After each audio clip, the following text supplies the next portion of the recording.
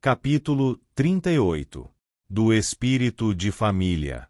O espírito da família é outra fonte geral de injustiças na legislação. Se as disposições cruéis e os outros vícios das leis penais foram aprovados pelos legisladores mais esclarecidos, nas repúblicas mais livres, é que se considerou o Estado antes como uma sociedade de famílias do que como a associação de um certo número de homens. Suponha-se uma nação composta de 100.000 homens, distribuídos em 20.000 famílias. De 5 pessoas cada uma, inclusive o chefe que a representa, se a associação é feita por famílias, haveria 20.000 cidadãos e 80.000 escravos. Se é feita por indivíduos, haveria 100.000 cidadãos livres. No primeiro caso, seria uma república composta de 20.000 pequenas monarquias. No segundo, tudo respirará o espírito de liberdade, que animará os cidadãos, não somente nas praças públicas e nas assembleias nacionais, mas ainda sob o teto doméstico, onde residem os principais elementos de felicidade e de miséria. Se a associação é feita por famílias, as leis e os costumes, que são sempre o resultado dos sentimentos habituais dos membros da sociedade política, serão obra dos chefes dessas famílias. Ver-se-á em breve o espírito monárquico introduzir-se aos poucos na própria república, e os seus efeitos só encontrarão obstáculos na oposição dos interesses particulares, porque os sentimentos naturais de liberdade e de igualdade já terão deixado de viver nos corações.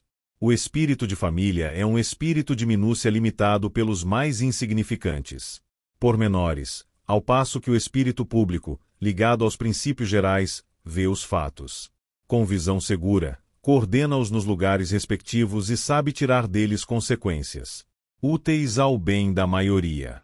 Nas sociedades compostas de famílias, as crianças ficam sob a autoridade do chefe e são obrigadas a esperar que a morte lhes dê uma existência que só depende das leis. Habituadas a obedecer e a tremer, na idade da força, quando as paixões não são ainda refreadas pela moderação, espécie de temor prudente que é o fruto da experiência e da idade, como resistirão elas aos obstáculos que o vício opõe constantemente aos esforços da virtude, quando a velhice decrépita e medrosa tirar-lhes a coragem de tentar reformas ousadas, que aliás a seduzem pouco, porque não têm a esperança de recolher-lhes os frutos. Nas repúblicas, em que todo homem é cidadão, a subordinação nas famílias não é efeito da força, mas de um contrato, e os filhos, uma vez saídos da idade em que a fraqueza e a necessidade de educação os mantém sob a dependência natural dos pais, tornam-se, desde então, membros livres da sociedade. Se ainda se submetem ao chefe da família, é apenas para participar das vantagens que esta lhes oferece, do mesmo modo que os cidadãos se sujeitam, sem perder a liberdade, ao chefe da grande sociedade política. Nas repúblicas compostas de famílias, os jovens, isto é, a parte mais considerável e mais útil da nação, ficam à discrição dos pais.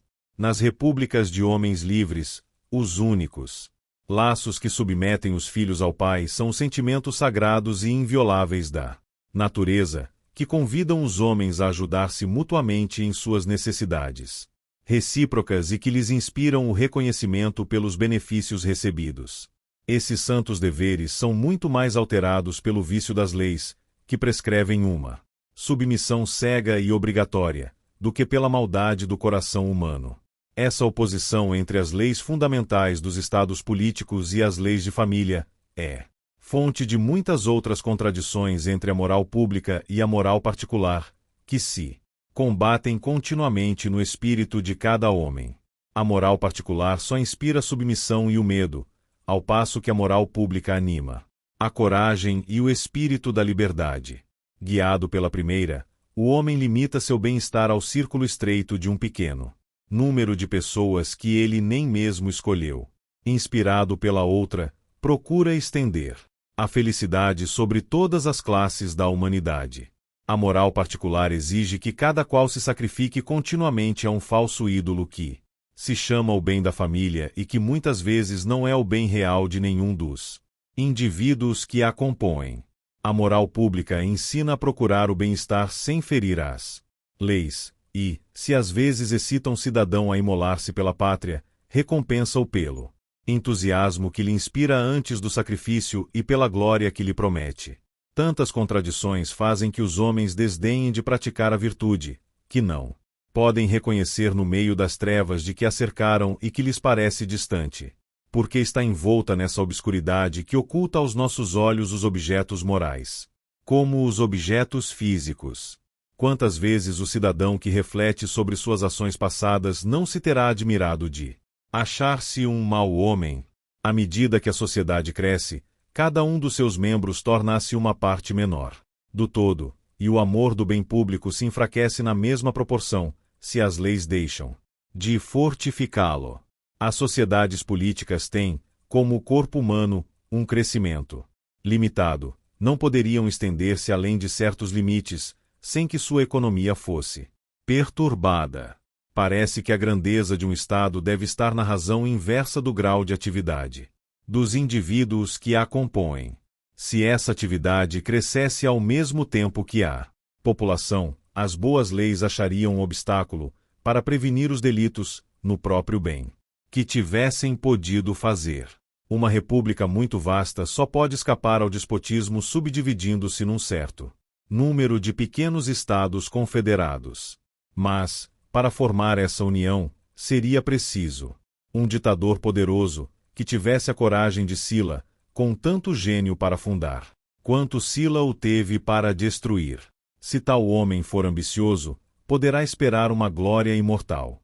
Se for filósofo, as bênçãos dos seus concidadãos o consolarão da perda de sua autoridade, mesmo sem pedir-lhes reconhecimento.